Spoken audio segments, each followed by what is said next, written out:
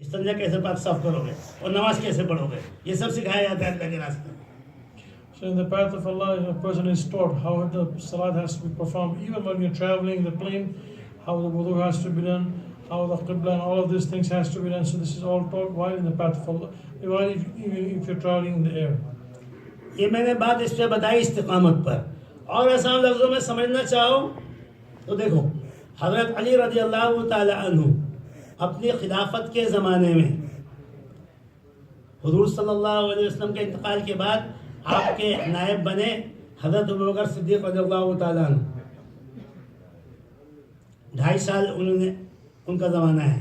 اس کے بعد دوسرے خلیفہ بنے، آپ بولو تھا نا، حضرت عمر رضی اللہ تعالیٰ عنہ، انہوں نے 10 سال خلافت کی. تیسرے خلیفہ بنے حضرت عثمان رضی اللہ تعالیٰ عنہ، انہوں نے 12 سال خلافت کی.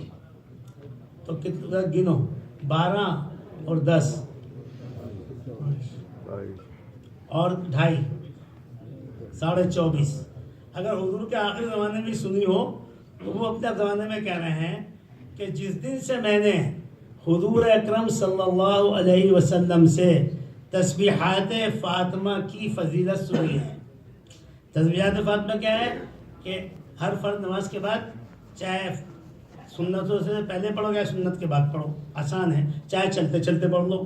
33 مرتبہ سبحان اللہ، 33 مرتبہ الحمدللہ، 33 مرتبہ اللہ اکبر، اور آخر میں 100 کی گنتی پوری کرو، لا الہ الا اللہ وحدہ لا شریک لہ لہ الملک و لہ الحمد وہو علی کل شیء قدیر. ایک روایت یہ ہے. دوسری روایت یہ ہے 33 مرتبہ سبحان اللہ الحمدللہ اور 34 مرتبہ اللہ اکبر. اور رات کو سوتے وقت اس عمل کو کرو، رات کو سوتے وقت عمل کو کرو. تو آپ نے فرمایا جو اس کی پابندی کرے گا وہ جنت میں جائے گا. ہے بہت آسان. آگے آپ نے فرمایا کرنے والے ہیں بہت کم. دونوں بات بتائی، عمل بہت آسان ہے، کرنے والے بہت کم ہیں. تو صحابہ تو عمل کے دیوانے تھے، تو انہیں پوچھا بات تو صحیح ہے، آسان ہے بہت، اور آپ جب اطلاع دے رہے ہیں تو جنت میں بھی جائے گا آدمی، آپ یہ کیوں فرما رہے ہیں کہ کرنے والے بہت کم ہیں، اس کی کیا وجہ ہے؟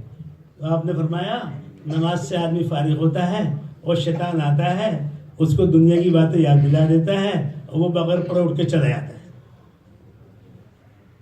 رات کو سونے کا وقت آتا ہے اور شیطان اس کو ادھر ادھر کی باتیں یاد دلاتا ہے، اور اب تو شیطان سبوں کے ہاتھ میں ہے، اللہ مجھ کو معاف فرمائے. دیکھتے رہتے ہیں، دیکھتے دیکھتے بیوی اٹھاتی ہے کبھی گرا ہوا موبائل کو. فتنہ ہے اس زمانے کا یہ. حضرت فرماتے ہیں مولانا صاحب اللہ ان کو برکت عطا فرمائے کہ پہلے تو غیبت کرنے کے لیے کسی آدمی کی ضرورت پڑے گی. ایک آدھ کو اکٹھا کرو دوست کو، تو دوسرے کی برائے بیان کرو. اب تو انٹرنیشنل غیبت کرتے رہو، لحاف میں بیٹھے ہوئے انٹرنیشنل غیبت ہو رہی ہے، غیبت. ہاں، اب آگے کی بات میں غیبت کیا ہے اور غیبت کے کیا نقصانات ہیں وہ آپ سب جانتے ہو. جو ہمارے نئے بھائی آئے ہوئے ہیں وہ صبر کے ساتھ سنیں، اللہ ان کو بھی سمجھا دے گا انشاءاللہ. جو کام کرنا جانتے ہیں نا ان کو صرف اشارہ دیا جاتا ہے، تقریر نہیں کی جاتی. ہم نے دیکھا فٹ بال میچ ہوتا ہے، کیپٹن ہوتا ہے، وہ کیپٹن یہ کہتا ہے لیفٹ آؤٹ پہ کھیلنا ہے نا، لیفٹ ان، بس اتنا تھا. وہ کھیلنا جانتا ہے، وہ پوزیشن بدل دیتا ہے. صحابہ اکرام نے بھی اللہ کے رسول صلی اللہ علیہ وسلم دین جیسے سیکھا تھا، تو آپ کے اشاروں پر چلتے تھے، اشاروں پر جان دے دیا کرتے تھے. تو حضرت علی فرماتے ہیں جس دن سے میں نے فضیلت سنی ہے آج تک کسی بھی رات میں پڑھنا نہیں چھوڑا. 24 سال ہو گئے، 24 سال، جتنے بھی سال ہو گئے 24-25 کیلکولیشن آپ کرتے رہو. تو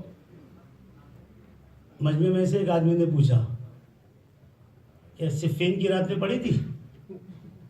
صفین کی رات میں حضرت علی رضی اللہ تعالیٰ عنہ کو चारों तरफ से दुश्मनों ने घेर रखा था। तो हज़रत अली ने कहा अल्हम्दुलिल्लाह सिफ़ीन की रात में भी मैंने पढ़ी थी। See, Rasulullah sallallahu alaihi wasallam, after he passed away, after that Hazrat Abu Bakr Siddiq radiyallahu ta'ala became the Khalifa. His Khilafat was 2.5 years. And after that Sayyidina Umar radiyallahu ta'ala came. He was a Khalifa for 10 years. And after that Sayyidina Uthman radiyallahu ta'ala came. He was for 12 years. Then Sayyidina Ali radiyallahu ta'ala became the Khalifa.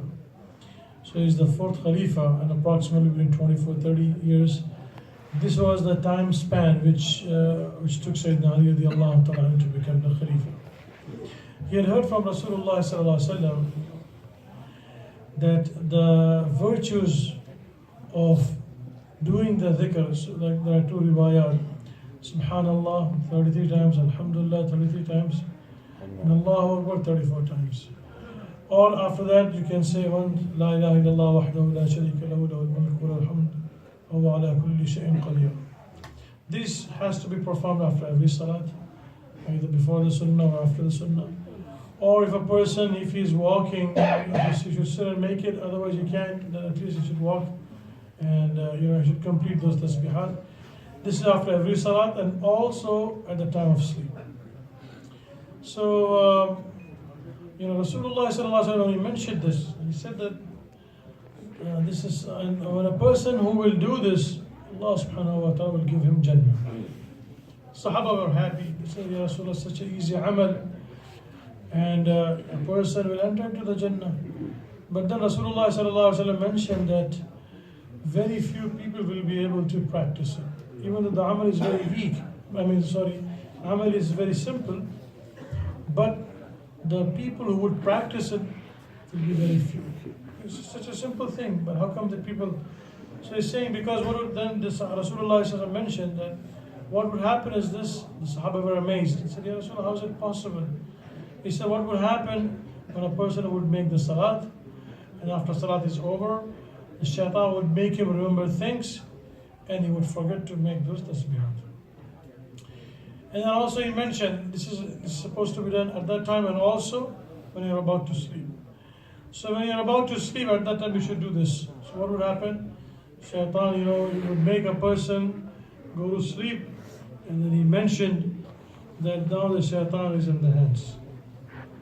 And then he mentioned while watching, and so sometimes he goes to sleep and the shaitan falls from his hand. So that the wife or the kid, they pull it up, his cell phones. And he gave one of the things what Muhammad mentioned. He said that before, in order to do ghibat, you need to have at least a few people. Otherwise, how can you backbite? There's nobody, how can you backbite? He said, today, a person inside the covering, he's inside the shawl, inside his blanket, he could do international ghibat. So he's saying that our new brothers, they can have some patience with us, but the people who use for the old workers, they understand what I'm saying, because the Sahaba would understand what are the signs. From the signs they would understand what is the objective what Rasulullah wanted. So they were ready to give themselves up. Whatever Allah and His Rasul wanted from the Sahabas, they would do it. So he's mentioning that this is the way the Sahaba were. So even then he came back to the story. He said that in that story, when he mentioned this, so one person got up and he said that, what about there was a battle going on, and the battle is called Battle of Siffin. So in that night, the enemy was against Sayyidina Ali radiallahu ta'ala anhu, and presumably did not look that he had any time to do this tasbihah. So he asked him, what about that night? He said, yes, in that night also I performed it. So he's mentioning that this is the this is the steadfastness which we need to bring to our lives. देखो हालांकि हजरत अली रज़ियल्लाहु ताला अन्हु जानते हैं कि ना फर्ज है, ना वाजिब है, ना सुन्नत मुअक्कदा है, एक मुस्तहब अमल है। जानते हैं हजरत अली, लेकिन इस्तिकामत का ये आलम है। समझ रहे हैं बात को? जो बात शुरू की है अभी तो इस्तिकामत की बात चल रही है थी। اور حضرت علی کتنے بڑے عالم تھے.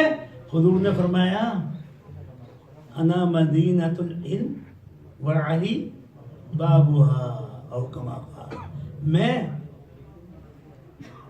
علم کا شہر ہوں, اور اس شہر میں داخل ہونے کا دروازہ کون ہے؟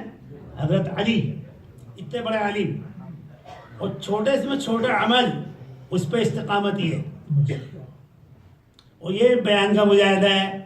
مجاہدہ یہ جو لوگ انگلش بھی جانتے ہیں اردو بھی جانتے ہیں وہ بور ہوتے ہیں. اب شیطان ان کو اٹھاتا ہے, اب تو ترجمہ ہو رہا ہے, ہم نے تو سن لی انگلش میں یا ہم نے سن لی اردو میں. یہ بیٹھنے تو مجاہدہ ہے. تمہارے پرانوں کے بیٹھنے کی برکت سے نئے لوگوں کے سمجھ میں آئے گا.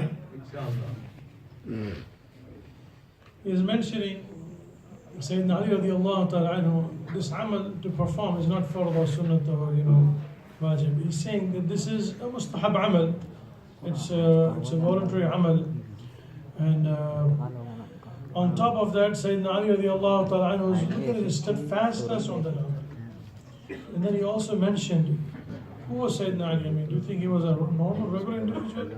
Rasulullah sallallahu alaihi wasallam mentions that Ana Madinatul Ilm, I'm the city of knowledge.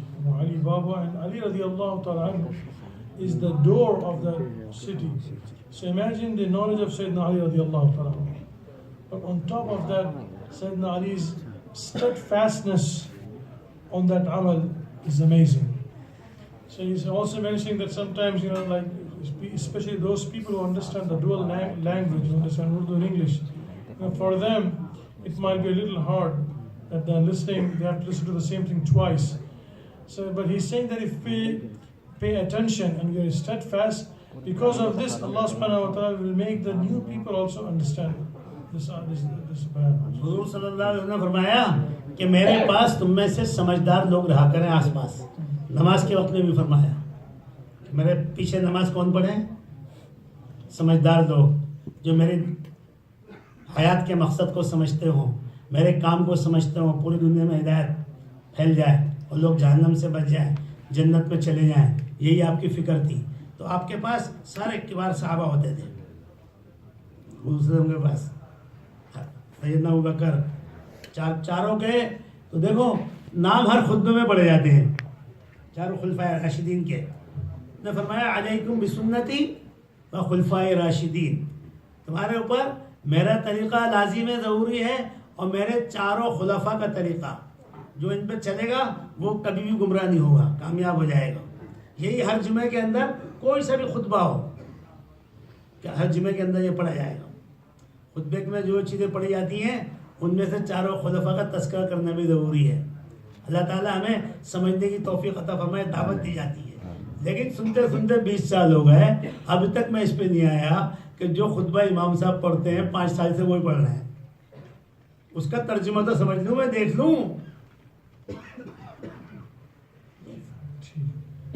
My dear respected brothers, that's why what we need to be, actually there's a hadith of Rasulullah sallallahu alaihi wasallam that people who are around him, they should be wise and intelligent people, people of understanding. They are the people who should be around me, even in the salat also. People who understand the object of my life, people who understand why Allah subhanahu wa ta'ala sent me, who are very in concern, all of these things, especially in the salat also. This hadith is also